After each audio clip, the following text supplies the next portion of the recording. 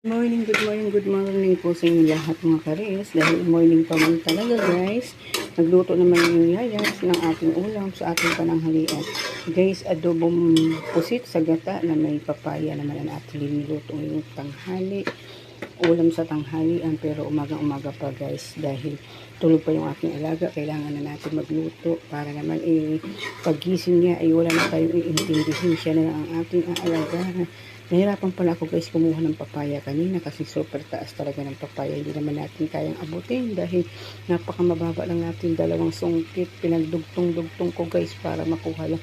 Ang problema guys, nagtatalsik-talsikan tayo ng maliliit na papaya galing sa bangbang. Kaya naligo tayo ng putik sa bangbang. Kaya yan, nagbihis naman yung yaya para lang naman hindi tayo mukhang madumi sa pagluluto natin guys. Luto na ang ating napakasarap na guys ng ating ulam.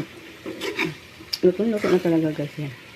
Andyan na yan. Ginisa ko muna siya guys kasi isa lang ang gata ko. Ginisa ko muna siya sa bawang sibuyas at inilagay ko na ang ating pusit at ang ating papaya para diba may tubig yung papaya natin, kaya yan ang ating ginawa.